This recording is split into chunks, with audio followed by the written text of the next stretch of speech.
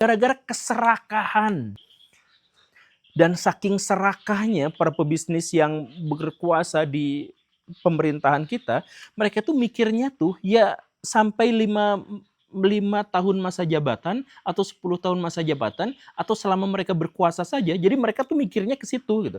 Jadi ketika mereka harus berhutang atas nama Indonesia, mereka hutangnya gede-gedean aja nggak apa-apa. Toh nanti yang bayarnya presiden selanjutnya gitu. Toh yang nanti yang bayarnya itu adalah oh, gubernur yang sesudahnya gitu. Mereka tuh mikirnya ya hanya mereka tuh ingin mendapatkan pujian, mereka ingin mendapatkan legacy, mereka ingin mendapatkan keuntungan dari begitu banyaknya penghargaan-penghargaan yang mereka dapatkan, tetapi itu dilakukan dengan cara mengorbankan masa depan gitu. Jadi utang ditumpuk nggak apa-apa, yang penting itu bayar. Lingkungan hidup nggak apa-apa, ekonominya besar sekarang, yang nggak apa-apa, saya dapat untung yang besar. Nanti ke depannya lingkungan kita begitu parahnya, begitu jeleknya, sumber daya udah habis dan sebagainya, udah nggak peduli lagi. Makanya sekarang pemerintahan yang sekarang, saya mohon maaf ya, pemerintahan yang sekarang itu apa? Dia habis-habisan. Habis-habisannya itu apa? Untuk mengeruk nikel, mengeruk batu bara dan sebagainya.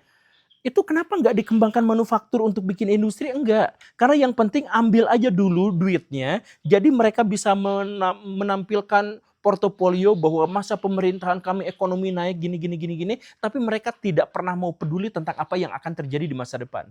Jadi ketika kemarin kita mengetahui di Sumatera itu banyak orang yang meninggal dunia, banyak orang yang kehilangan tempat tinggal, lapangan pekerjaan, banyak di antara mereka yang mengungsi, mau anak-anak, mau kakek-kakek, orang-orang tidak berdaya, semuanya di situ dan terputus, terisolasi dari kehidupan modern.